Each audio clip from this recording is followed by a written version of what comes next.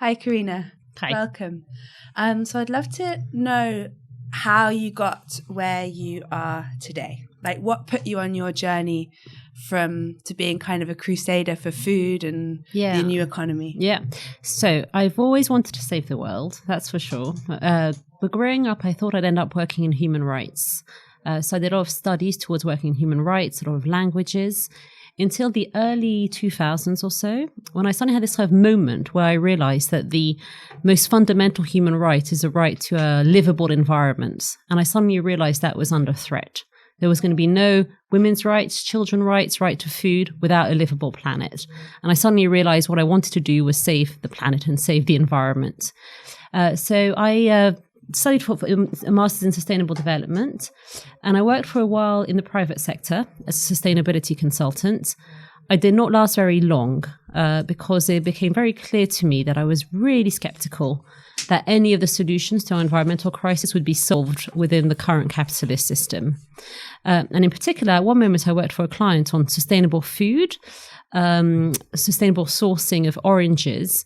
And it suddenly occurred to me that the sustainable orange in the UK is not an orange sourced from afar, but actually an apple that's grown in a community. Yeah, that's actually grown in a community setting. So at that stage, I left this corporate job and started a charity called the Orchard Project.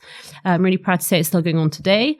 The charity is planting orchards in urban spaces with community groups and has planted about 500 in cities across the UK. Amazing. Thank you. But after that, I left also. Ever since my corporate job, I'd had this kind of nagging question that was unresolved, which was, so I knew that we weren't going to solve our ecological crisis within the current system, but I hadn't quite figured out, what would be the nature of the advice I would have been giving my clients for it to lead to actually a sustainable economy.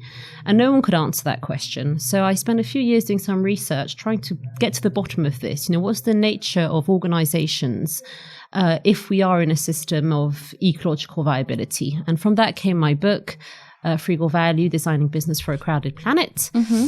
But I miss campaigning. I'm ultimately not an intellectual, but an activist. And I came back to campaigning and back to my passion for food and joined Feedback as the executive director 3.5 years ago. Amazing. Thank you. Yeah, it seems over the course of the month where we've been having all these amazing, insightful discussions with people from different organizations and authorities on food and farming, this kind of web of interconnection between food and farming, economy and climate, and then how do we relate to them all as consumers or citizens? Yes, which we can talk about in a bit. But and Feedback is such an interesting organization because it kind of like encompasses all of these three, even though on the outset it might seem just like, oh, it's a food organization. It's not really singles issues at all. So I'd love to hear a bit more. So I think you're right. Basically food is kind of everything. For me, what we do at Feedback, our overall mission is regenerating nature by transforming the food system. So I think there will be no solving the climate crisis. There will be no solving of the biodiversity crisis without this fundamental transformation of the foods that we eat, essentially. So we already all know we need an energy transition, moving away from fossil fuels to renewables across the board in energy and transport and housing. It's also very clear now that we need a food transition on a par with the energy transition. So we cannot solve the environmental crisis without solving our food crisis. That's for sure. And at the same time, we need to find out ways to feed 10 billion people by mid-century. So this is really the pressing challenge of our time. How can we feed 10 billion people in light of ecological devastation while ensuring ecological restoration and regeneration? So that's the issue we're working on at Feedback. It's a huge issue. And you're right, it touches on many different things. So there's a question of what kind of foods are we eating? What's the nature of our diets in this system that is feeding us, that's nutritious, but also planet friendly? What's the nature of the production system that enables this food? And also, crucially, what's the nature of the kind of supporting economic structures that deliver this food in a fair and resilient way? So we started off at Feedback as a single issue campaign group working on food waste, a huge issue, remains a huge issue. We can talk about it some more. But it became very apparent to me that, food waste is a symptom of a dysfunctional food system. Yeah. And we weren't going to solve it within the current food system. And therefore, we've expanded our work to include other critical issues and having this more kind of systemic approach across the board to cover food production and, economic structures to support the kind of food system we want to create. Cool. And what are some of the campaigns that you run? Because I know there's a food waste campaign. Yes. There's a fish campaign on fish farming. Yeah. And we spoke to Compassion last week to hear more about that. And what other campaigns? I can talk about a few specific issues. So as I said, we started on food waste. And I think what feedback did, what my predecessor did, is really, to his credit, is really posit food waste as an environmental tragedy, in addition to being a social scandal. Clearly, we do not want to see any food going to waste in a world where there's still hunger. This is a shocking waste of resources, morally abhorrent, but also it's an environmental tragedy. And why is it an environmental tragedy? Well, essentially because we're using resources, we're using land, and this is land lost to nature, right? To create food that generates no nutritional value because it's never eaten. So that's the scandal, right? We're losing land to the natural world, and on top of it, using fertilizers, depleting soils, emissions in transport, in manufacture, and not generating nutritional value out of it. That's the kind of the crux of the problem of food waste, right? Mm. And so thinking of it like this, we managed to identify a host of other issues where essentially there's this inherent waste that occurs as well. And by this, I mean we're using resources and not generating good nutrition. So a good example of this would be meat. One of our big campaigns at Feedback as well. So why is meat a problem? Well, here we are using land lost to nature for animal feed, that is feeding animals rather than people. Fish farming, specifically fed fish farming, Scottish aquaculture, where we're using loads of edible fish, so marine resources, marine environments in the natural world lost to fish, rather than feeding people directly. It's worth noting that farm fish in Scotland eat as much edible fish as the whole of the UK population do. Wait, farmed fish in Scotland, the whole of the... Right, so they eat anchovetas and mackerel, the edible fish, that's fish from parts in the world that rely very heavily on this fish for protein and for their livelihoods, shipped to Scotland, fed to fish, that is then, turned into a premium product mainly for export. Yeah. But a lot of people say that it's the consumer that drives this machine and they're just responding to our buying habits. Yeah, so that's that's mistaken. That's misguided. Why is it mistaken? Absolutely, completely misguided. I mean, I think the reality is this has really been the fig leaf for many years, right? It's consumer choices, consumer preferences. Simply not true. I mean, the fact is there's a lot of literature around sustainable consumption. What do we know? Our choices, our consumer choices are entirely framed by the availability of what's on markets. Okay. So the reality is, this idea that people don't want different types of food is not true. For most of us, in the UK, we have very limited food choices, right? It's actually an illusion. We have a handful of supermarkets. I think 5 of them control 90% plus of the market. I think it's something crazy, like 97% of people have gone to one of 6 or 7 outlets in the last week. So for most of us, we cannot really shop outside of a handful of supermarkets. It's just too much effort in terms of our time. If we wanted to avoid supermarkets altogether, it's a really time-consuming endeavor. It's also costly and beyond most of our budgets. So most of us are shopping at, a handful of retailers, and they really create an illusion of choice that doesn't exist. So many apples. I was in the supermarket yesterday, just looking at the apples. There were so many different apples, but they were, I don't know. Identical? I mean, I guess the illusion of choice I would get at is that, it's several. Obviously, the big brands are owned by a handful of companies, and it's kind of framing the market because we have food brands. I find that quite annoying. What food brands are we, treating? What you mean, like Granny Smith? Oh, no, not for apples, more generally for food products, Kellogg's and these kind of names. So this kind of food is a commodity that can be branded. And this is already setting a particular paradigm, right? This is the other particular paradigm that's shaped by the supermarket experience, is that we go to supermarkets to buy food. We're consumers, they're producers, they're retailers, kind of shaping our experience of food in that way. Quite a different experience to going to a market, for example. Yeah. And then, there are limited handfuls of brands, handful of supermarkets, but also the other limitation is the lack of choice in terms of the production techniques. Essentially all the foods we get in supermarkets, bar a couple of exceptions of organic and others, come from industrial production processes, from a linear production process of high input agriculture, produce loads of apples and lettuces that all look the same and that, shipped at great travel, great distances, end up in a supermarket. So, this, and then the final perhaps point in terms of the illusion of choice is that all these companies are driven by profit. They're profit-making companies, profit-driven companies.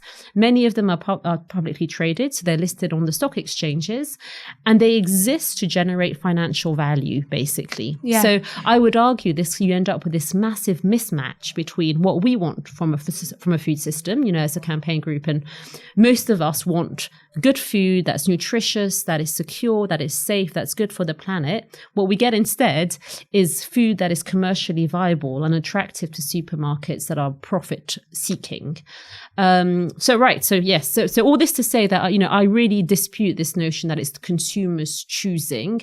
No, we're very constrained essentially as consumers. But it doesn't feel like that. If you go into a supermarket, there's so many shelves, there's so much choice. Yeah. And then the people say always, they respond to the consumer. The consumer is in control. So is that just a big lie? In my view, it is, right? Yeah. I would rather be eating different types of products, right? Someone who's well informed like myself, Yeah. right? And the reality is it's not possible in terms of, the notion of the environments. It's now well understood how kind of in food environments shape diets. It's well understood, for example, in the literature about obesity, you're kind of quite constrained as to what you can buy in certain areas, and there's like a bias towards unhealthy products. I would extend that more generally, that there is this bias towards kind of supermarket purchased, packaged, obviously industrially produced food that is not necessarily what we want, but and it's not good for you. Not good for you, not necessarily, exactly, but it's what we get because by virtue of living in this moment in time in this current economic system. And I like this idea of going from consumer to citizen. That is one of your campaigns. That's absolutely right. So part of my dislike for this kind of food consumer thing is that it kind of pigeonholes us, right? Because what it means is that if you talk to people about food consumers, you get stuck in a conversation about price and affordability and this notion that what we want as consumers is cheap food. Actually, if you have another conversation about people around food outside of the market framework, what we want for food is good food for all. We want to use food as a tool for conviviality, for sharing with our neighbors, sharing with our family, to build our local community. There's loads of other things that come into it outside of the marketplace. And to a certain extent, in other countries in Europe perhaps have more of this kind of food outside the market kind of culture. But in the UK, as a result of this kind of the dominance of the capitalist public corporations completely shaping and controlling our food system, we've been reduced to consumers. And I would strongly just to fight that. We're not just consumers in any areas of our life, right? We're citizens. We've got multiple identities, and this is especially true with food as well. Yeah, I love the term citizen because it gives a sense of agency and empowerment. That consumer doesn't. Absolutely. And it's like you think it means that you are empowered as a consumer, you've got this sense of choice, but actually when it comes to being a citizen, it's much more proactive. Yes, absolutely. The agency piece is critical. We have agency. I like the other flip side of the notion of citizenship, though, is we've got agency and rights, and in fact, food is a right, the right to food, right? But we also have responsibilities. And I think this is really important because if you think about food, we need to recognize that food is a civic matter. And by this, I mean it has public consequences. my diet has a personal consequence in terms of my health, obviously, but it has a public consequence as well in terms of social impacts, in terms of, cost to the NHS if I have a bad diet, but also to the planet. We know that different types of diets have more or less, big impacts on the planet. My diet, if I eat less meat or occasionally eat meat, will be lighter in terms of planetary impacts than someone who eats a lot of meat. So I think there's this notion that, it's not just a matter of personal choice, right? What we eat, it also has implications for our planet and for our society. And therefore it's a civic issue, and we need to think of it in those terms. So if I wanted to be a good food citizen, what is it that I should be doing? Yeah, so I think, there's kind of different levels of engagement. Obviously, there's your own food choices, right? And food options, I would say, bearing in mind they're quite constrained by your, where you live and what's available and your budget and your time. I think we can all try and take little steps as much as we possibly can to break free within our constraints from the capitalist corporate food production system. So a little example for me, I do most of my shopping at supermarkets, but then I have a small amount supplemented by my local box scheme. That's what I can manage within my own constraints. So all of us should think, what can you do within your own constraints? But I think since then it is a civic issue, we need to think about beyond me, to our communities and to our elected representatives. So then there's scope for community food growing. That's a great reaching out to community, or how do we have food as a tool to reach out to new community members, and also how do we politicize food, right? So is this something that we should be campaigning to our MPs about for the right to food, more secure food, or campaigning for better public procurement, for example?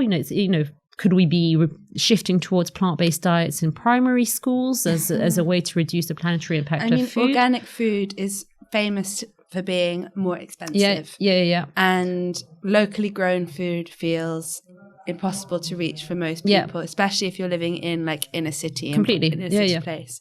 So how can we go about increasing access, or are these places already there and available? We just need to find them. Yeah. Well, as I say, I think we need to, there is no place at all for kind of naming and shaming anyone, right? Because as I say, the point is, what we can do is completely shaped by our circumstances that are by and large beyond our control. So I think it's kind of baby steps, right? So, if it means baby steps feels almost not enough in terms well, this is what I mean. So baby steps within your own life. Maybe you can only afford some one item of organic food, in which case you may want to prioritize a root vegetable, for example, or you can work out what works for you. But this is what I mean. What you hopefully can do is treat food as a civic issue, and will try and change the wider environment. So this could be writing to your MP, it could be campaigning against a supermarket for a certain practice. It could be, going into your local supermarket and making sure they donate surplus food to the community. So this is what I mean. I'm thinking about what can you do outside of your constraints that are probably budgetary or time constraints to change the wider system. Ultimately. I like that idea of relating the system to yourself as well, and the kind of interchange between the two, because it does feel so disempowering sometimes. And actually we can just write to our MPs. I found that writing to MPs, you do get response a lot of they have to respond to you. And you wouldn't necessarily think about it, writing to your MP to say, could we explore better public procurement in our schools? I mean, what does procurement mean? Procurement. Oh, I mean, for example, shifting school towards plant-based diets. So maybe having default vegetarian foods in schools, for example, or a bias towards schools trying to purchase their fruit from local farmers where possible, for example. Yeah. So, I guess I'm trying to get at what can we do to make food an issue bigger than a personal issue, is what I'm getting at. And the supermarkets take away so much of the joy that comes from food, engaging with food in a more kind of natural, low-tech Absolutely. way. I mean, that's certainly true. What have foods done? So they've created a big distance between people and their food. So most of us, live in cities in the UK. We'll have no idea where most stuff is grown, how it's grown, what's in season, what's not in season. there is this distance that's created, right, by commodifying food. So it's like a commodity like anything else. And I think this is particularly true in the case of meat and fish, the leap between a cow and your packaged steak is huge. And to a certain extent, it has to be sanitized because, most people who eat meat don't necessarily want to dwell on the reality of meat production.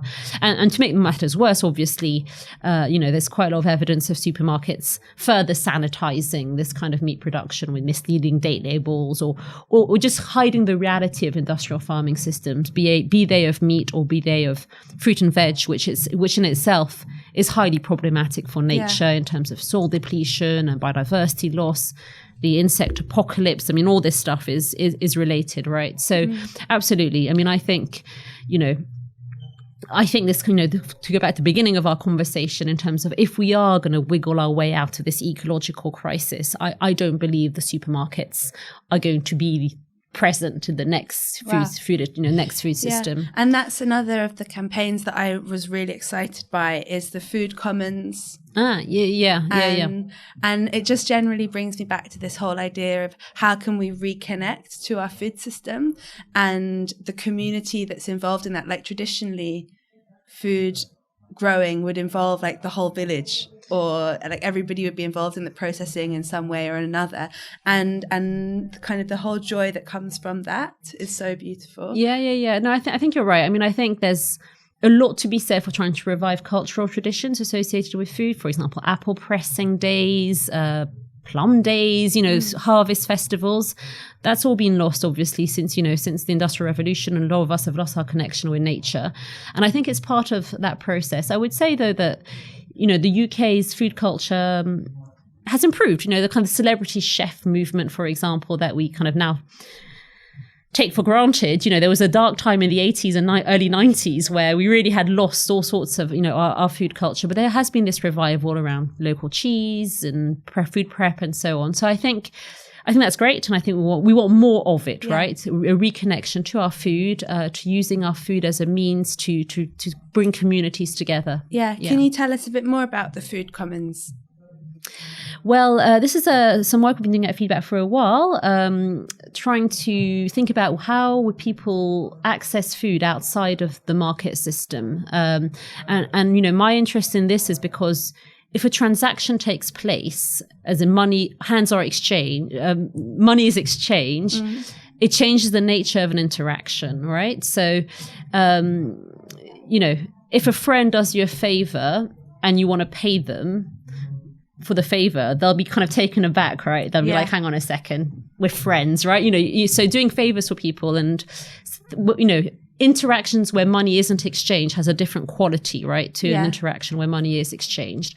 So we were kind of thinking about the nature of interactions in the food system without this exchange of money. So community garden could be an example of this. Is that run by volunteers that come and help out and they get back food? Yeah, exactly. But, just food outside of the market economy. But the project that we've been doing for many years at Feedback is gleaning in particular, which is the gleaning is the practice of going to a field after the harvest and collecting the produce that's left behind because it's no longer economically viable for the farmer to collect the harvest. So we've done a lot of kind of getting volunteers out into fields, collecting this kind of surplus produce, and either... Do you keep it afterwards? Well, no, not quite in the spirit of things. No, some volunteers may take some of it, but we've also been giving it out to local charities. Okay. We've used it to feed activists in the various rebellions. Nice. So we've used it to transform into jams and pickles with community groups. So this is a big program of accessing food, that could have been accessed commercially, but actually is accessed outside of commercial transaction. And why is it left there? Is it just bits that the tractors didn't pick up? Well, a mixture. It's hard to know. A variety of factors. Obviously there's a natural glut element, right, as you would from the land. But actually, in our research, a fair amount of it is because of the supermarket system. Again, if you think of you were mentioning apples earlier. If you think of fruit and veg in a supermarket, it's really quite identical in shape and size. Nature refuses to conform to the industrial and supermarket system. And by this, I mean, leeks vary significantly in size. If you've actually seen, in cauliflowers, the size variations are huge. Nature is refusing to conform to the packaging size and the supermarket, tendency to standardize. So what this means in practice is that supermarkets have quite restrictive criteria for the fruit and veg they want from farmers. Has to be a certain size, has to be in certain shape. And what this does is that it kind of encourages the farmer to overproduce, right, to make sure there are enough apples that fit the exact criteria. So again, I would argue that the industrial production system of food drives a system of normalized overproduction, which means a lot of food then gets wasted on the field, despite the fact it's perfect. And it just gets left on the That's field. right, despite the fact it's perfectly edible, and it's just bigger than your average leek, right, or bigger than your average turnip. And then tell us about the dates, sell-by dates, because you mentioned it a moment ago. Oh well. Like on my yogurt, it might say it expired yesterday. Yeah. What does that mean? Well, it's interesting. So, yes, what to say about this? Obviously, in terms of food waste, obviously, a lot of it in the farms. As we've just said, a lot of produce left in farms. Less so at supermarket level. Supermarkets are trying to operationalize not wasting any food within their operations, because essentially it's a cost to them. However, it's a profit for the supermarket. It helps their bottom line if their customers purchase more food than they need, right? Mm-hmm. Because they are inherently driven to grow their profits. So what happens in the UK is that about a quarter to a fifth of bags bought back from our retailers are wasted. A quarter to a fifth, really? Yeah, so if you think 1 bag in 4 or 1 bag in 5 taken back from a supermarket will go in the bin. So obviously this is a shocking waste of resources, right? And that, I suppose, is after all the waste that happened in the field. Farm, exactly. So it's a huge amount of waste. So the reason, you mentioned date labels. I mean, so some of it is you haven't got around to eating it in time. Some of it is, your plans changed, or, you lost it at the back of the fridge. But we also know date labeling is a big issue in kind of people being unsure about whether they should eat their food or not. I think some research cited about a third of cases, confusion around the date labeling led to food being thrown away prematurely. Well, quite an interesting story we did. So a use by date label is meant to indicate product safety. So by this I mean it's meant to be a risk to your health if you have a date after use by date label. So we at Feedback tested some milk after its use by date for 7 days from the different supermarkets, and our food safety technicians from the university said it was still fine. So, and then we ran out of money to test it any further. 7 days? Yeah. But our point was, clearly the use by dates. Even after it started smelling? Well, it was still fine, but clearly, basically what it means is that the dates are being used very conservatively. Yeah. And in my view, it's because, milk is sold as a loss leader. So it's good for supermarkets if you throw away your milk prematurely and come back in store to buy more milk, and with it, the rest of your groceries. So this is me being a bit cynical, but what was quite clear from our research is that they're used in a way that's really overly cautious, and this drives further unnecessary consumption and premature disposal ultimately. And if you think of the worst possible products to waste, the worst possible foods to waste are definitely the ones where the environmental impacts of their production have been the highest, like right? Dairy. Exactly. So the fact that we are throwing away millions of pints of milk that is still safe to eat, to drink, is really and the shocking. Environmental impacts are the highest because it takes up the most land and the most water exactly and the right. most feed. Exactly right. To get that small glass of milk. That's exactly right. So essentially, in terms of environmental impact, the most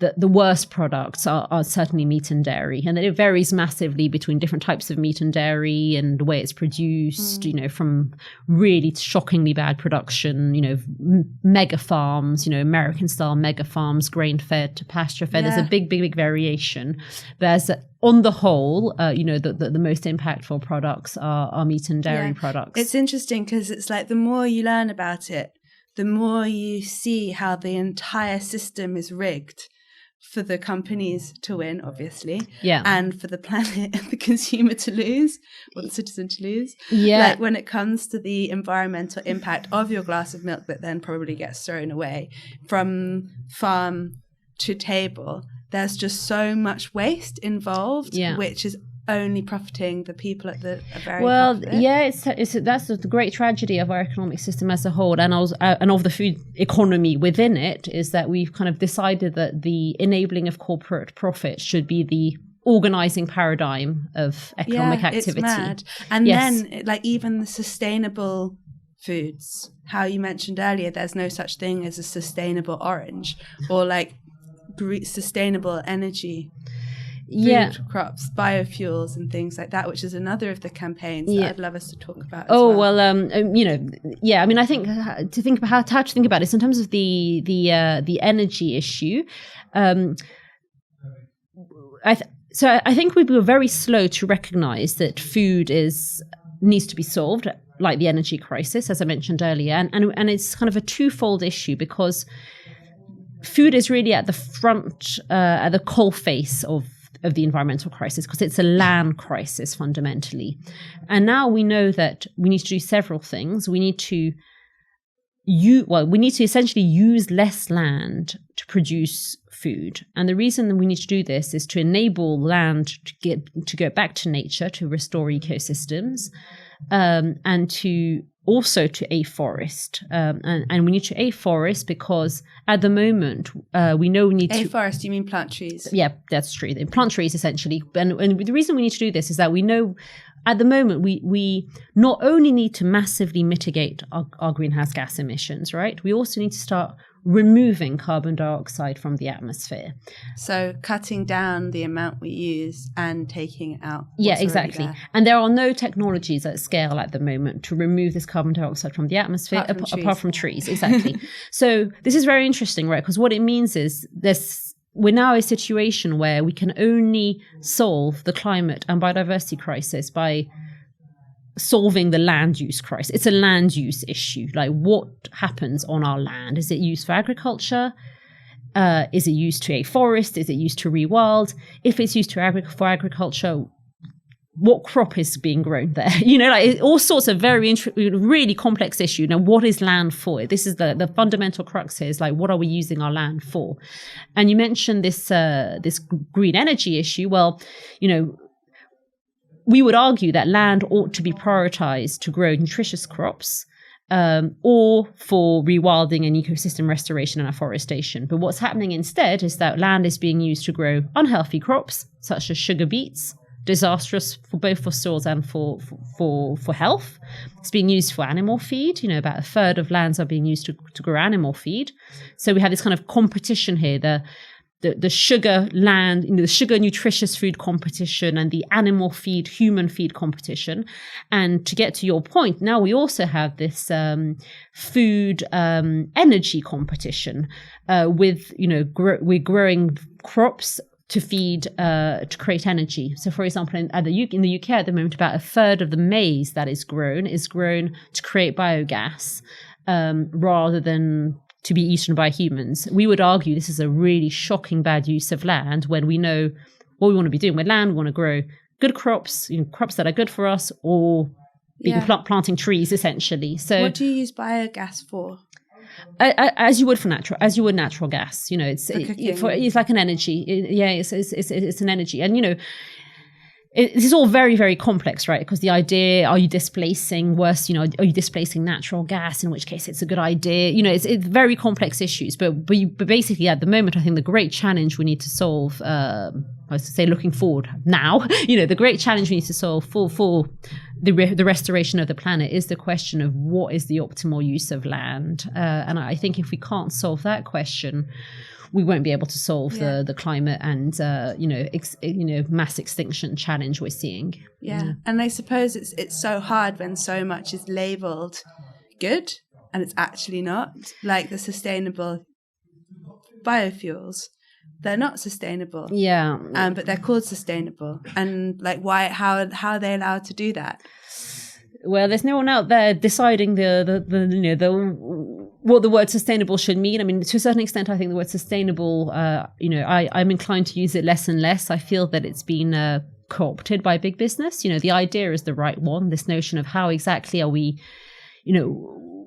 how should we think about the economy in a way that would enable us to continue, indefinitely on this earth, right? At the moment, it's not impossible. The next generation is the last one. As you know, we're reaching a point of crisis here in terms. So this is the right question. What's the nature of the economy and of our way of life if it happens within the planet, within planetary boundaries? This is at its core what sustainability was about, and the word sustainable. But what's happened is over the years, it's been co-opted by big businesses and distorted. So I think I think you're right to be skeptical of anything that claims it's sustainable, these days. So ultimately, it's like decentralization as much as possible, which is what you were talking about earlier, when it's like trying to find foods in other places like farmers markets or community growing schemes or other forms that enable food to be coming from a source that's not the big industrialized supermarket. Yeah. I mean, I would say that, we've ended up in a process of globalization, right? So think about it. In a world where environmental impacts don't matter, in a world where fuel is cheap, which is what we had in the 20th century. We hadn't realized the issue with burning fuel for a while. Globalization kind of made sense, and in a world that was, that's organized around this paradigm of corporate profit generation. What happened is corporations globalized. They did this because it was profitable that way, enabling them to reap cheap labor costs overseas and indeed more lax environmental regulations. So we had this process of globalization. You've probably read about these insane stories about shrimp, caught in Scotland, sent to China to be processed and then sent back, to the UK market. Those kind of bonkers situations. In a world where you're trying to generate corporate profit, where you don't really care about environmental impacts, and when fuel is cheap, you can see why it happens. But I would argue now that we're now in a different situation. Now we know environmental impacts matter. We know that fuel will have to get more expensive very quickly. We know that we have volatility and uncertainty linked to climate. The kind of global supply chains can't be relied on in a world of extreme weather events and other pressures. So I would argue that we do need to be thinking of a process of deglobalization with our food system and a process of re-regionalization. I do think, though, we shouldn't view this as kind of a return to the past. We will still be getting, products from elsewhere. There are still new technologies that might be useful. But nonetheless, I think the more resilient food system and the food system that will operate within the planetary limits will be one that is more regionalized ultimately. By regionalized, do you mean local? I think I would make a distinction between local and regional. I think my view is local. This what's local versus regional, I'm not sure, but I think local seems to imply too small an area. There's a tension, I think, between resilience and hyper-local. If you think of a very local diet, what happens if there's a crop failure because of an extreme weather event? So I think it's best to think on a slightly broader scale.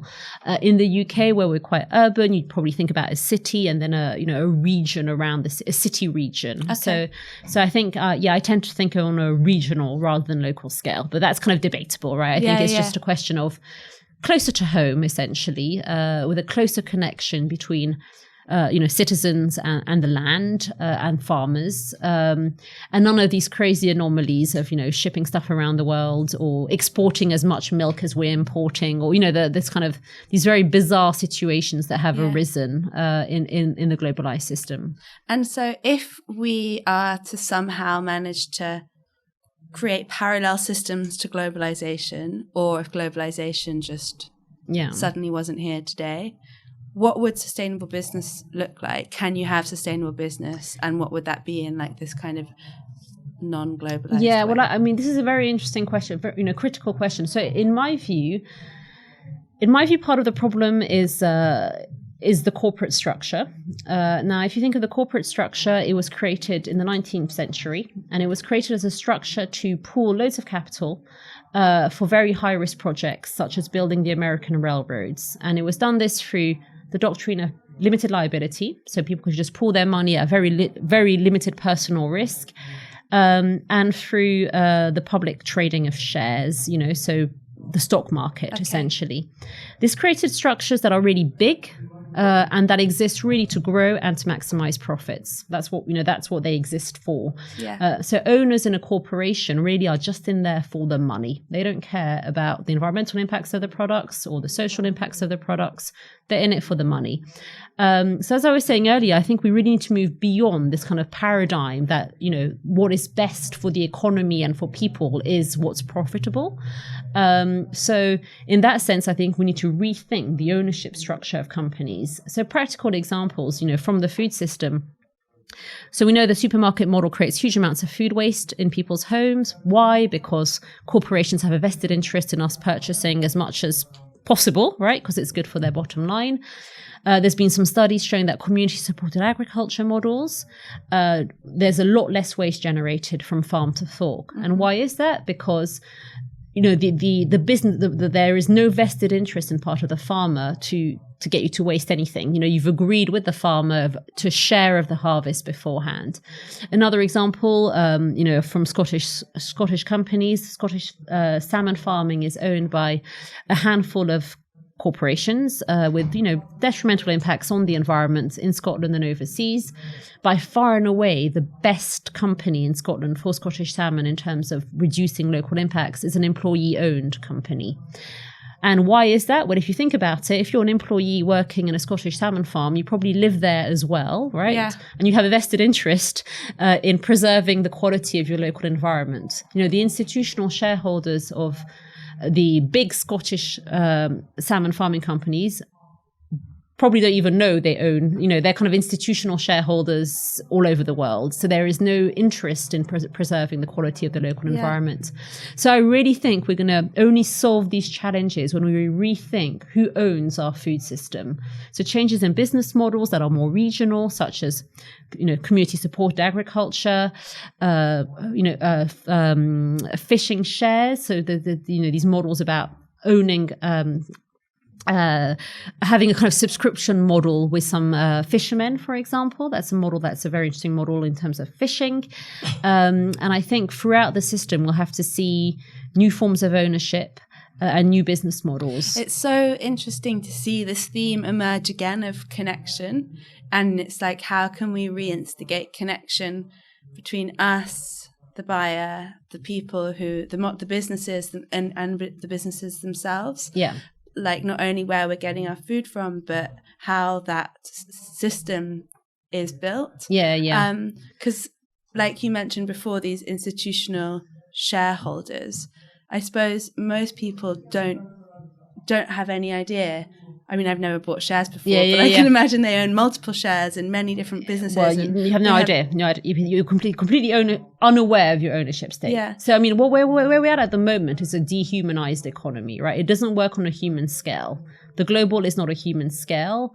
The nature of relationships, trading, for example, is done by computers. There's no human interaction. So I think you're absolutely right that this kind of process of moving towards this kind of better food system will be one of rehumanization, of that human connection in business transactions, of that human connection between farmer and, citizen. Yeah. I think you're right. And you're so much more aware of the real cost that's involved in everything. Completely. And it's like you can buy something for very little money with complete unawareness of the huge cost that thing completely bears with it, because so much has subsidies and things in the background as well, don't they, to bring costs down, and there's other funny ways that money works in the globalized economy. And I mean, I think you're right. Like as I said, this is this question of presenting things as commodities, completely divorced of the nature of the labor that's come into it, and indeed the environmental cost of everything. And this is true for all goods and services, right? We're presented with a lamp from China with, knowing nothing about what's gone into it, what's the process, what are the labor conditions associated with it, and all the rest. And this is true.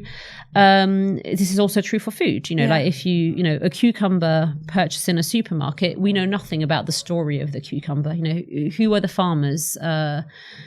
What did it do to the local environment to grow this cucumber, probably in quite a pesticide-heavy environment? What's been the cost, local biodiversity impact of this? What's the soil depletion burden of the cucumber? Is the farmer making a fair living from his cucumber? So all these things we just don't know. It's been commodified into a cucumber. But like what I was saying a moment ago, it's kind of, I said, oh, well, I've never bought shares, I'm not an investor. I don't know. But actually I suddenly thought, I suppose in a way, if you have a bank account, we're all in a way investors into something, because our money is held by somebody else that invests it on our behalf. Yeah.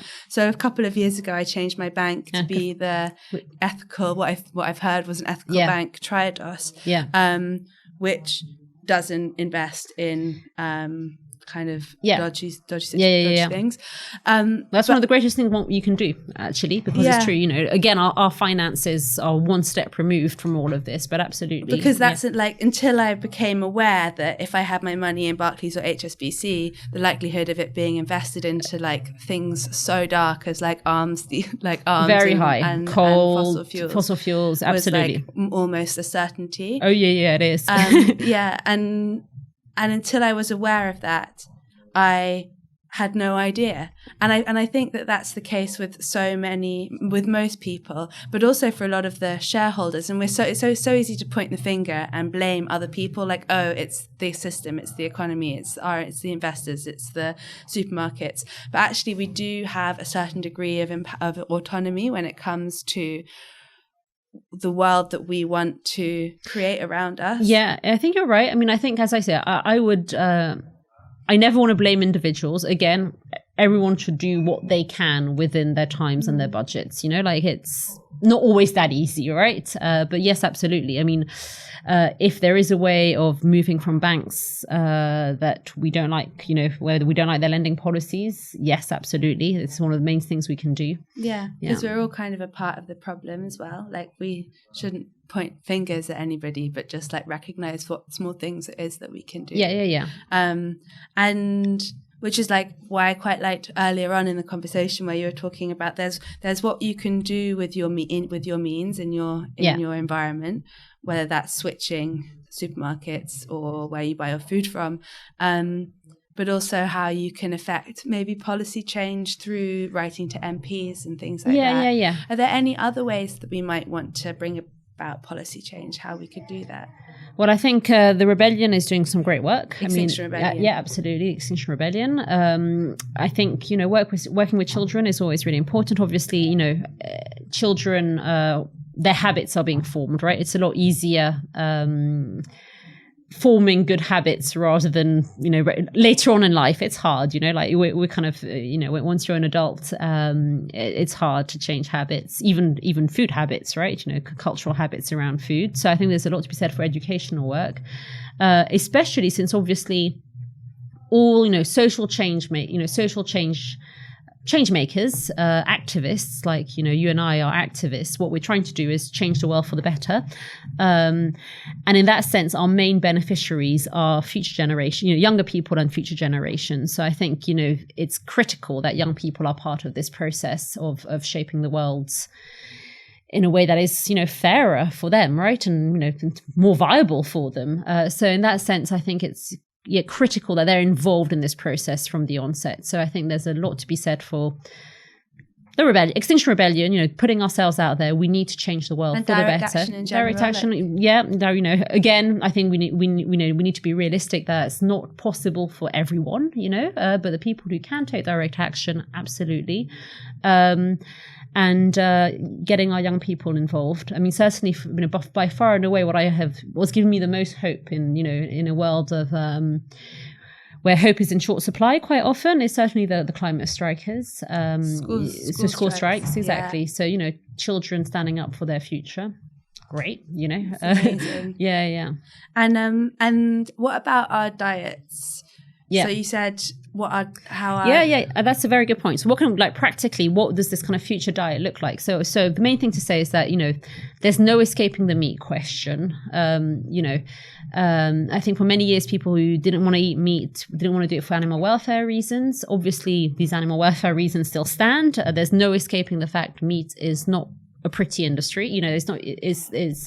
We're talking here about slaughtering sentient beings for food, so there is obviously still a very strong ethical argument against eating meat. But putting that aside, there's now a very, very clear climate change and biodiversity loss argument in favor of eating less meat. And again, I think we don't want to be prescriptive.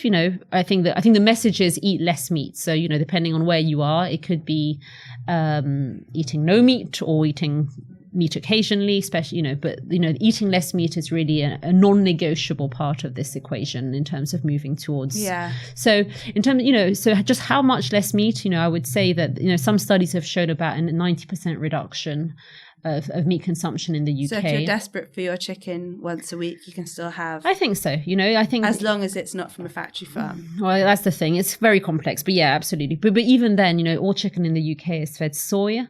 And soy, is often imported from really ecologically so chicken's out of the question. Well, that's the thing. I was just talking to my son. He's like, it's like he's part of the eco team at school, and he's like tips, and I was like, well, tip number 1, eat less meat, and I was like, and he was like, why? And it's like, well, actually, eat less meat because it's the most effective thing you can do to protect wild places overseas. Like we need to make that connection that, meat is a biodiversity issue. It's a climate issue. Eat less meat, number 1.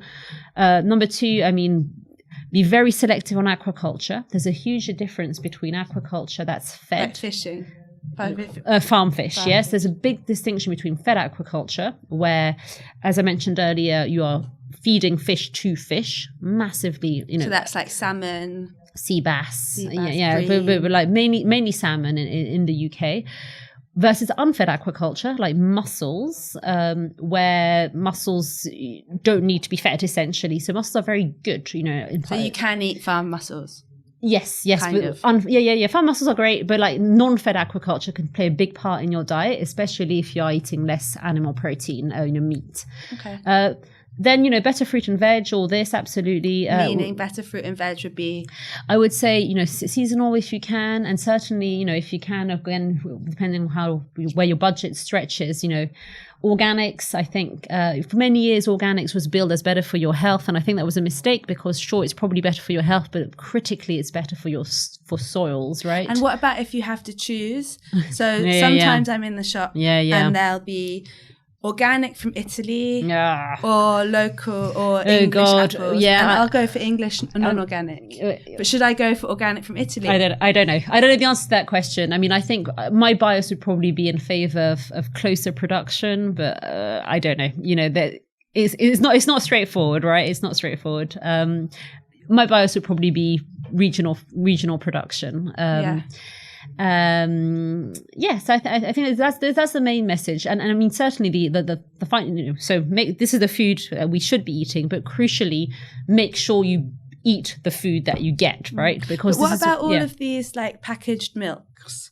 So obviously we want to be decreasing our meat and dairy production consumption, so we're not drinking milk, but then we look in the shop and there's so many milk alternatives oat and soya and almond and but they all come in plastic bags, plastic boxes, it's not easy, Tetra Pak, and there's like 1% of almonds and loads of other ingredients, and where did those and how it just is what to do. I think so. Less milk. Make sure you drink all the milk that you buy, right? Because I was saying earlier, the environmental impacts of chucking milk away are phenomenal.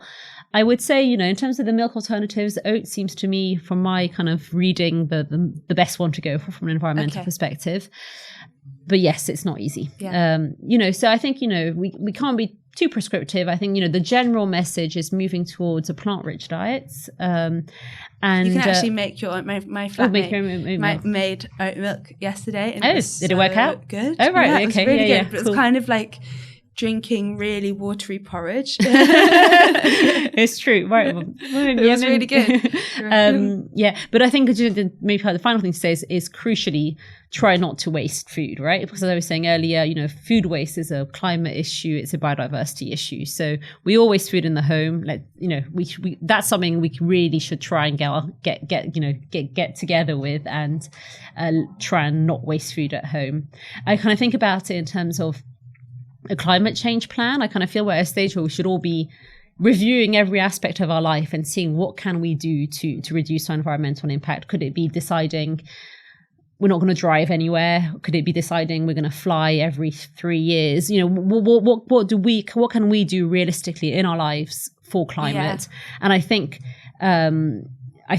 meat and food waste need to be part of this kind of personal climate change plan. And the other question I had, last week we posted on our Instagram about organic food. Yeah. And we said let's go for it. We were basically, the whole post was about the importance of organic food. And somebody commented with a research paper. It was just a genuine question that she had read a paper in nature.com, which was saying that in the climate crisis, we can't have organic food because we need to increase production, and the most sustainable route for us to go down was big fields. Yes. Well, that's a very interesting point, right? Because mentioning earlier, it's a land use issue, right? So if we want to clear enough land, if we want to roll back the agricultural frontier enough to have land for nature, there's an argument in favor of intensification, right? Which is probably what this person was getting at, that,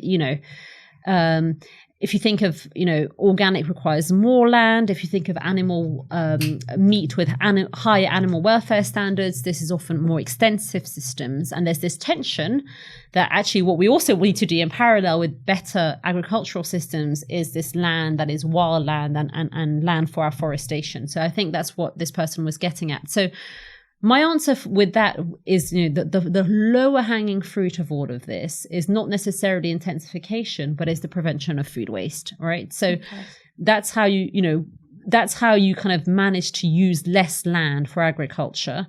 So you have better agriculture or an organic agroecological system, and then you less waste food, and you kind of manage to kind of reconcile these two tensions.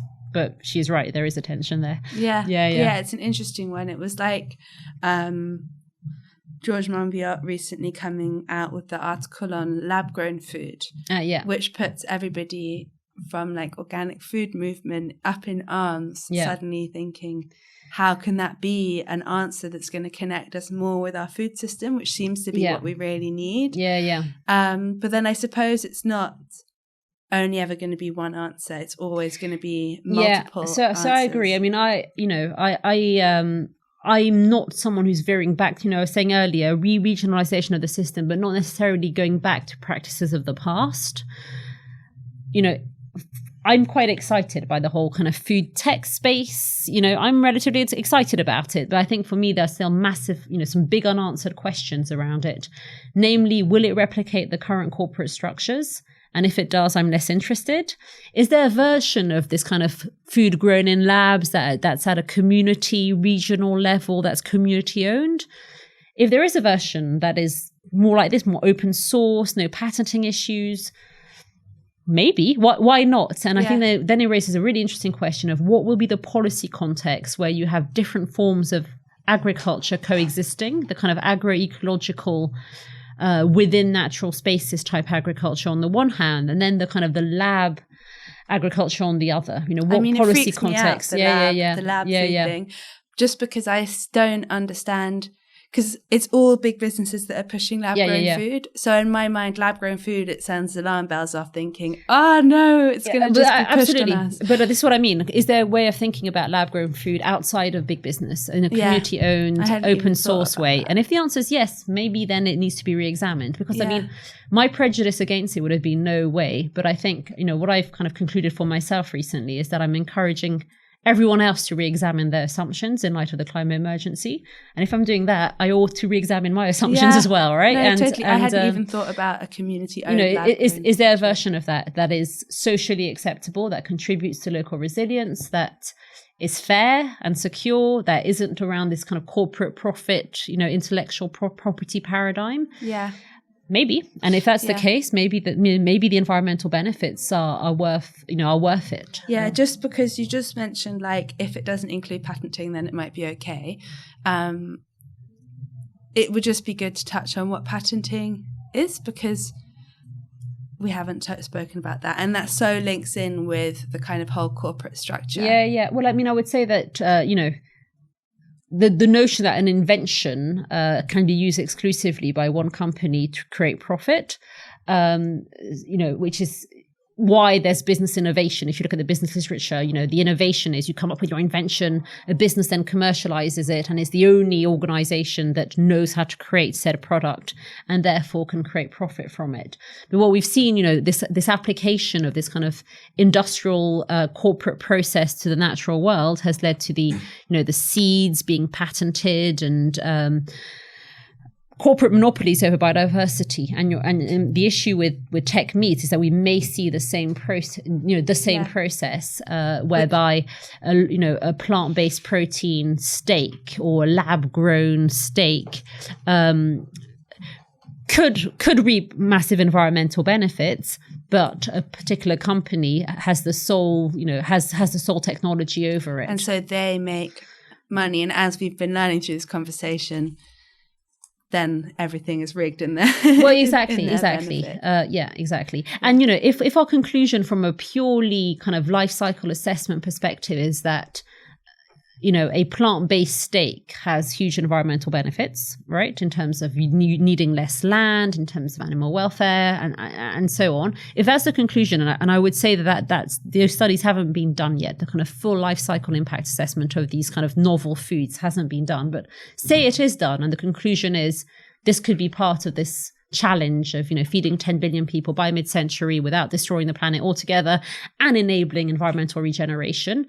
If the answer is yes, it's a good thing. I think the next question is, what are acceptable social structures that promote resilience and justice and social justice, and that, therefore this kind of post-corporate model of this food. So it just asks for a complete restructuring of the system. Yeah, I don't think it's that too much of an ask. Oh, right. Like a lot of businesses are changing. Like B Corp is now like a big type of business. It's true. I mean, I think there's more ethical. No, you're right. I mean, there is this increased challenge that it's that the corporate system that we inherited, right? We didn't design it. We inherited it from the Industrial Revolution. It's just not fit for purposes for the challenges of today. I mean, so more and more people are realizing this, and you're right, are experimenting with B Corps or employee ownership or community ownership. And can you tell us a bit about your book? Because this all ties in so much with the topic of your book.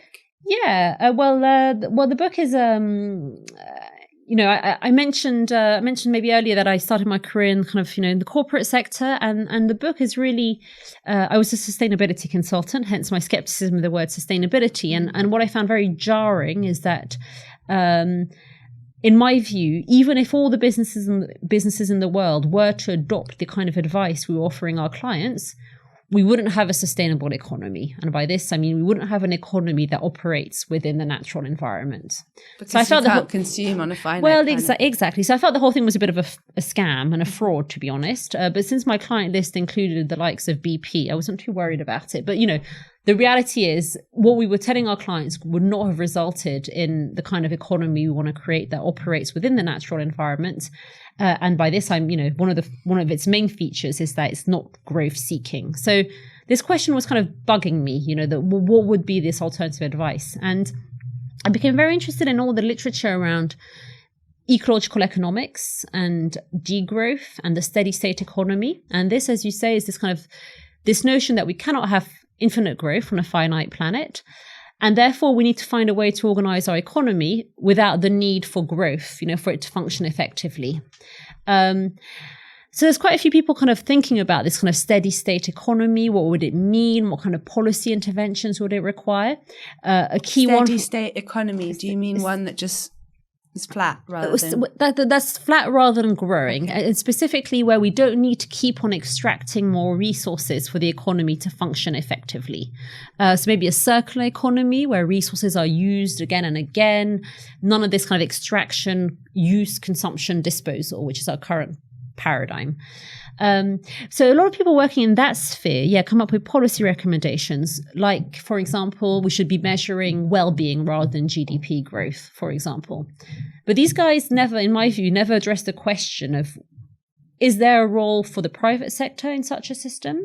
Yes or no? Or is it central planning? Or, what's the role of organizations in delivering this kind of economy? So I guess my book is trying to answer this question of what's the nature of organizations, the private sector organizations or businesses, in a world that we've managed to create that is within the planet. I call it the economy and planet, recognizing the planet as the site of all economic activity. And why did the other models not include the private sector? Did they just have all public? I would say it's, this is quite a fringe academic interest still. And, it's just the nature of the people working in those academic environments. Were they just looking at community?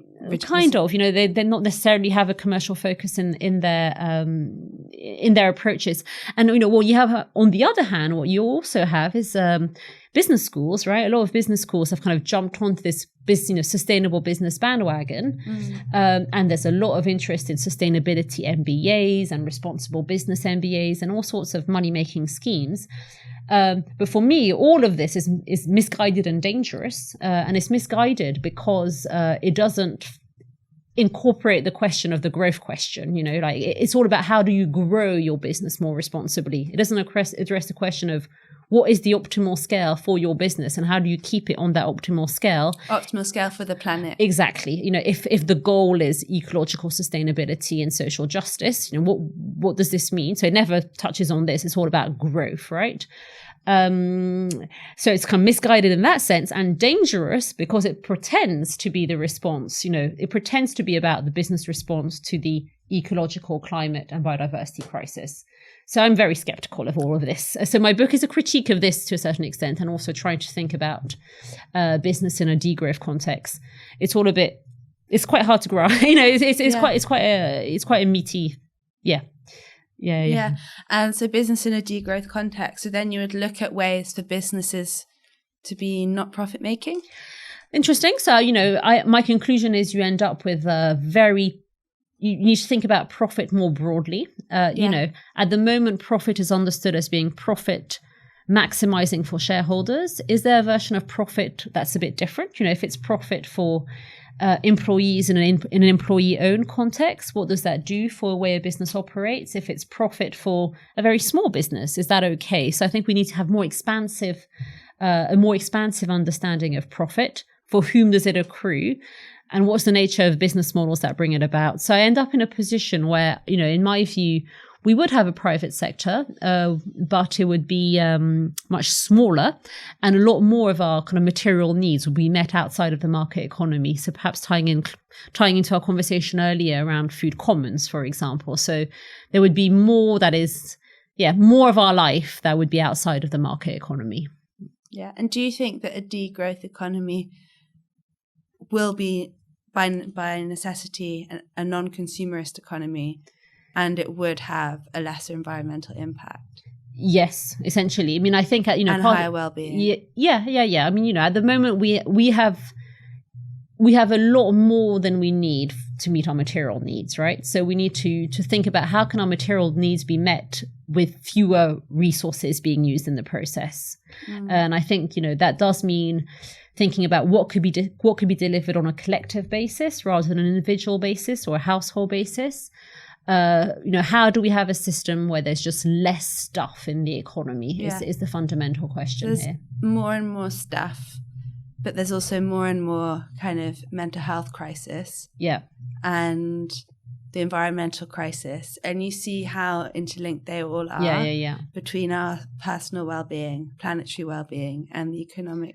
Yeah, and I think, I think one of the benefits of having reached a crisis point, and I think we have reached a crisis point, is an awareness of this issue all of a sudden. That, we now know that The positive effects on well-being of being in nature are now very well documented. We know the positive effects on well-being of taking part in climate strikes or in Extinction Rebellion in terms of, a positive collective experience.